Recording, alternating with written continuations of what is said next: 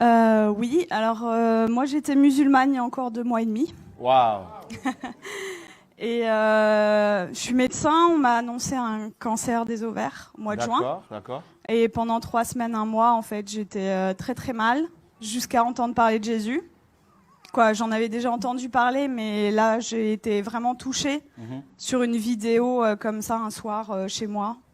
Et donc je me suis intéressée à cette personne et en fait j'avais pleuré pendant 3 semaines de tristesse et là je pleurais d'amour. Wow. Et je comprenais pas. Donc j'ai regardé beaucoup de vidéos témoignages sur Jésus et le soir même, c'était le 11 juillet de cette année 2018, Wow. je me suis mise à genoux dans ma chambre pour la première fois de ma vie devant Dieu et j'ai supplié pendant 20 minutes, Jésus, si tu existes vraiment, moi ça me suffit pas d'entendre parler de toi, je veux te voir. Et je veux te voir d'une façon que plus jamais de ma vie je vais douter de toi. Et en fait, pendant 20 minutes, j'ai attendu, j'ai supplié à genoux. Et il s'est rien passé, je suis retournée dans mon lit. Et là, j'ai entendu une voix qui me disait « Retourne-toi ». Et j'ai fait ma rebelle. J'ai dit « Mais il n'y a rien, il y a un mur blanc derrière moi ». Et j'ai entendu une deuxième fois « Retourne-toi » de façon très forte. Et là, je me suis retournée. Et en fait, au-dessus de mon lit, j'ai fait plusieurs pas de recul parce qu'il y avait la tête de Jésus, en fait. Wow. Et énorme. Et en fait, dans ses yeux, ses yeux sont pas comme les nôtres, en fait. Il n'y a pas un cercle, quoi. Il y a tous les univers dans ses yeux. Et en fait, il m'a regardé, il m'a transpercé le cœur. Et en fait, là, j'ai une urgence intérieure qui, pour une musulmane, est incompréhensible. C'est-à-dire que c'est pas venu de mon mental. Je devais me faire baptiser le plus vite possible. Donc le lendemain, j'ai cherché partout où me faire baptiser. J'ai regardé des églises sur Internet. J'étais devant des églises, j'étais là postée. C'était le 12 juillet.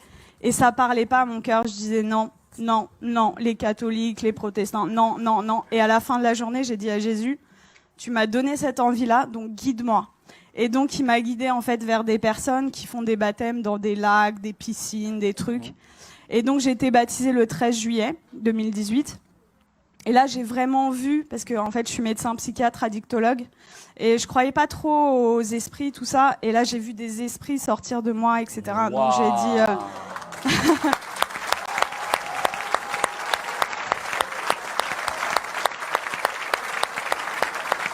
Est-ce que ça vous dérange de venir un peu? Hein? Ça vous dérange de venir? De quoi? Est-ce que vous pouvez venir? C'est possible? Ah oui, je peux. Mais là, c'est... Donc là, j'ai vu des esprits sortir de moi et je rentre chez moi, c'était le 13 juillet. Et là, dans mon lit, je commence à parler une langue où je comprenais rien. Et là, je dis, mais qu'est-ce que c'est que ça? Et en fait, on m'a dit, après, c'est du parler en langue. Mais chez les musulmans, ça n'existe pas. Donc moi, j'avais jamais entendu parler du parler en langue. Et ça a duré 3/4 d'heure, 1 heure. J'ai parlé une langue où je comprenais 0 mot. Et en fait, j'ai senti une énergie remonter de mon ventre et je prenais comme ça. Et je jetais, en fait. Ça a duré 3/4 d'heure, 1 heure. Et là, au bout de 3/4 d'heure, 1 heure, j'ai arrêté de parler. Et j'avais des douleurs depuis 4 ans, tous les jours. Et là, pour la première fois depuis 4 ans, plus aucune douleur.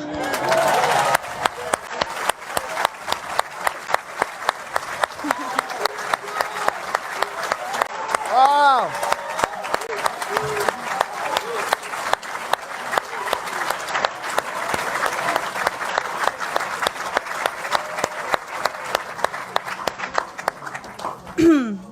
Et donc là, j'ai dit, ok, je suis guérie, c'est bon. J'ai pris rendez-vous chez mon gynéco le 17 juillet. Et j'arrive et je lui montre les examens complémentaires, les marqueurs tumoraux, l'IRM pelvienne. Et il me dit, bon, écoutez, alors c'est une maladie très sévère. On va opérer, on va faire un traitement, etc. Et là, je le regarde avec le sourire et je lui dis, vous savez pas ce que je vais vous dire? Je suis guérie. Et là... Et là, il me dit, comment ça, je comprends pas. Il m'a écouté quand même parce que je suis médecin, j'ai un cabinet juste à côté de chez lui, quoi. Donc il savait que c'était pas n'importe, voilà. Et là, je lui dis, mais en fait, je suis guérie. Et il me dit, bon, parce que le déni en médecine, ça existe beaucoup. Il me dit, bon, allez, on va faire l'échographie. Et en fait, là, il me fait l'échographie et il était bouche bée. Donc, en fait, il passe sur l'ovaire gauche. Là, il me dit au ralenti, ovaire gauche normal. Et après, il passe sur l'ovaire droit et il me dit, ah, il y a 2 images. Je dis, ouais. Et il me dit, ah, mais attendez, c'est des follicules de maturation. Donc, en fait, les follicules de maturation, c'est ce qui donne les ovules. Et moi, je n'en avais plus. Donc, en fait, là, mes ovaires étaient morts et ils sont revenus à la vie. Oh.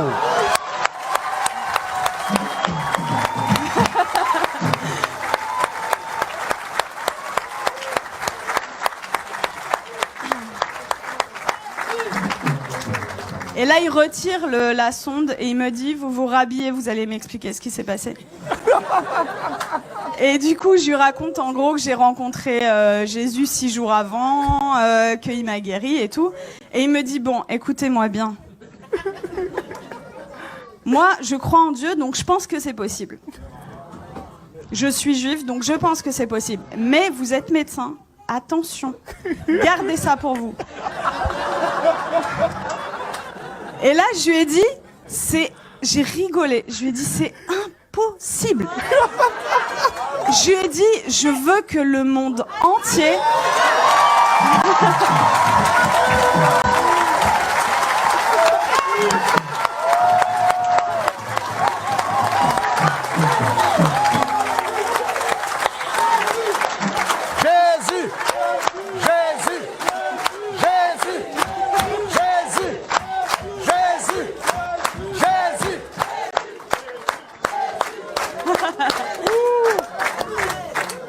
Je lui ai dit, je veux que le monde entier sache que Jésus est vivant. Et il m'a dit, bon, ok. Et il m'a fait mon compte rendu d'échographie, qui était normal. C'était un plaisir pur. Et il me le rend. Et là, il me dit, est-ce que je peux vous faire la bise au lieu de me serrer la main? Je dis, bien sûr. Et il me prend le visage et il me dit que Dieu vous garde. Et en fait, ce que je raconte partout autour de moi, c'est, tout à l'heure, le frère disait que vous aviez vécu au Cameroun l'acte des apôtres. En fait, c'est ce que je vis tous les jours, quoi. Et c'est-à-dire que je travaillais que en cabinet. Le Seigneur m'a amené à travailler à l'hôpital, aux urgences. Et en fait, je vois des cas psychiatriques sévères. Et ma première garde après mon baptême, les infirmiers, le geste qu'ils ont fait le plus dans la nuit, c'était ça. Ils y croyaient pas, en fait. Il y avait que des miracles. Toute la nuit. Ils ont pas compris.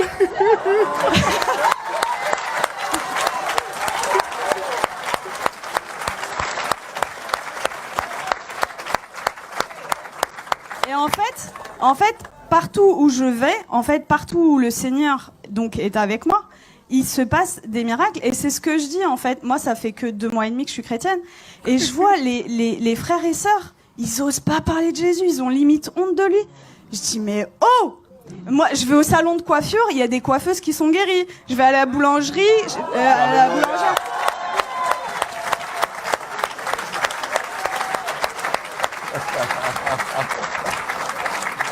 En fait, j'aime beaucoup cette expression. En fait, je dis que le Seigneur, c'est l'antidote à tout. Et le monde entier a le poison. C'est-à-dire qu'ils connaissent pas Jésus. Moi, j'ai 33 ans. J'ai attendu 33 ans pour qu'on me parle de Jésus. Mais attendez, mais moi, j'aurais voulu que quelqu'un vienne me parler de Jésus. Vienne me dire, mais attends, la solution à tous tes problèmes, ton malheur et tout, c'est Jésus la solution. Mais personne autour de moi. J'avais aucun chrétien autour de moi. Donc, dans ma famille, ils sont tous musulmans et quelques personnes athées. Et en fait, ils comprennent pas du tout ce qui se passe. Mais juste, je voulais vous dire que je vis des miracles tous les jours. Tous les jours, c'est des prodiges de Dieu. Je vais vous raconter juste, il y a quelques jours, ce qui s'est passé parce que je dois choisir et je peux pas tout vous raconter. Donc, il y a ma famille qui était en Algérie pendant tout l'été. Ils sont rentrés et il y a mon oncle, en fait. Il a de l'arthrose sévère au genou. Et je suis arrivée, j'ai raconté ce qui s'était passé cet été, et ils m'ont dit, ouais, c'est bon, t'arrêtes de nous parler de Jésus. Déjà, ils ont été tolérants, ils ont accepté d'écouter. Et là, je vois, en fait, mon oncle, il boite, il a de l'arthrose. Et là, je lui dis, tonton, est-ce que je peux prier pour toi? Il me dit non. Et ma tante, elle lui dit, bah, pourquoi, qu'est-ce que t'as à perdre? On va voir si ce qu'elle dit est vrai. Je dis, ok. Et là, le Seigneur m'a donné le verset, vous savez, où il ressuscite une femme et il fait sortir tout le monde, en fait. Donc en fait, j'ai pris mon oncle, je l'ai sorti du salon et j'ai prié pour lui. Et en fait, je lui dis, t'as mal à combien? Il me dit à 7/10. Il boitait. Et donc je prie le Seigneur et le Seigneur le guérit. Il me dit, mais j'ai plus mal du tout. Et là, il commence à courir dans toute la maison.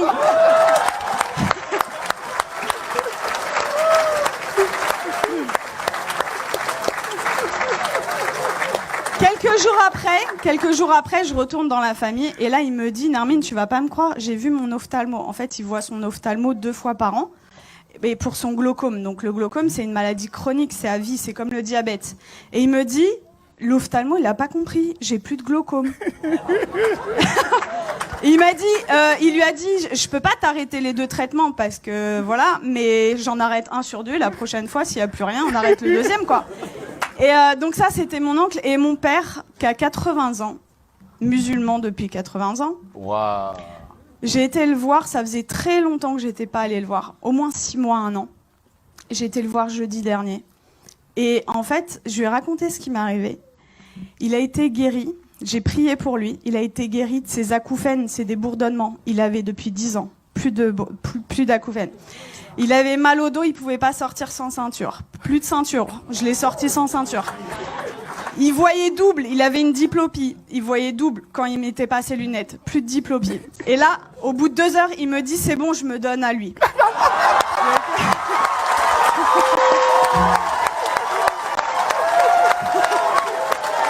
Jésus.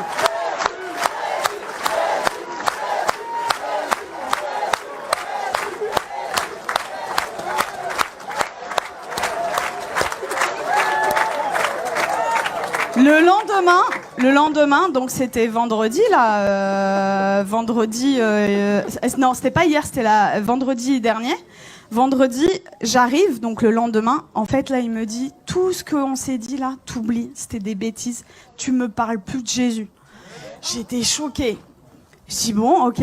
Et là, dans ma tête, au bout de 2 minutes, je dis non, ça va pas se passer comme ça. Et ça, vraiment, les frères et sœurs, c'est un truc hyper important. Vous priez, mais il faut proclamer aussi ce qui est écrit dans la parole. Et donc, dans ma tête, j'ai dit, je proclame qu'il appartient à Jésus. Je proclame qu'il appartient à Jésus. Et donc, j'ai proclamé. Et là, il me dit, j'ai la tête lourde et tout. Et je dis, j'ai vu l'opportunité. Je dis, je peux prier pour toi? Et il me dit, non, tu m'approches pas. Et donc, en fait, 3 fois d'affilée, en 1 heure, peut-être 3 fois, je lui ai proposé. La 3e fois, il me dit, ça prend combien de temps? Je lui dis 5 secondes. Je dis ok. Il me dit ok. Donc, je mets ma main comme ça, je chasse les esprits au nom de Jésus. Et là, il éternue, mais de façon disproportionnée. Et là, il me regarde et il me dit, c'est parti. Je dis, ah ouais? Et il me dit, tu crois que ça a un rapport avec ta prière? Je dis, bah totalement. Et du coup, on est reparti à parler de Jésus. Je l'ai sorti, on est parti manger ensemble. Ça faisait 20 ans, ça faisait 20 ans qu'on n'était pas sortis ensemble. Et en fait, je lui ai parlé du baptême dans l'après-midi.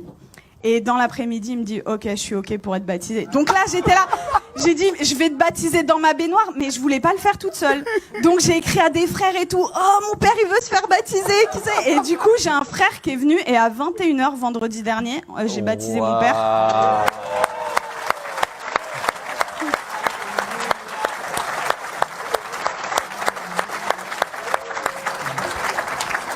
Et voilà, pour vraiment vous dire que rien n'est impossible. Il a 80 ans, il est musulman, jamais. Alors, après ma conversion, le Seigneur m'avait donné une vision où je baptisais mon père.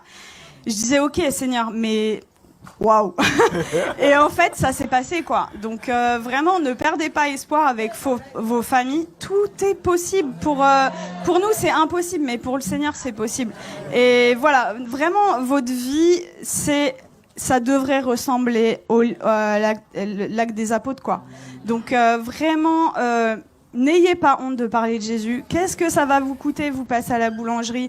Vous savez, moi, je suis dans ma voiture et même sur le périph', j'ai des gens, en fait, je loue le Seigneur. J'ai effacé toutes mes musiques du monde, là, et j'ai mis des louanges. Et donc, je chante et tout. Et même sur le périph', il y a des gens, ils passent sur le périph', ils me font comme ça. Et moi, j'ouvre ma fenêtre et je leur dis, Jésus est la réponse. Et voilà. Et en fait, ça franchement, si moi, en tant que médecin, et venant d'une famille de musulmans, je prends le risque. Vous qui avez votre famille, etc., qui croyez, mais osez quoi, parler de Jésus tout le temps, parce que voilà, c'est j'ai une image qui m'était venue, c'est limite non-assistance à personne en danger en fait, de pas parler de Jésus. C'est l'antidote des antidotes à tout. Et vraiment, quand vous découvrez un antidote et que quelqu'un en face de vous a le poison, ben vous gardez pas l'antidote pour vous, quoi. C'est égoïste. Donc il faut le partager. Wow. Voilà. Et tout à l'heure, je suis arrivée, j'ai parlé avec Laurent et ça m'a beaucoup touchée parce que quand j'étais petite, en fait, quand on me demandait quel métier tu veux faire, je disais Mère Teresa. Et dans une famille musulmane, vous imaginez, et ils m'ont dit non, ça va pas être possible. Non, tu vas changer, tu changes.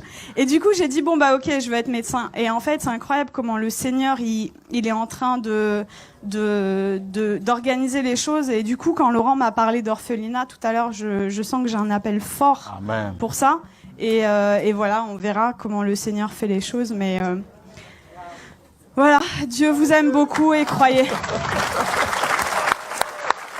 Alléluia.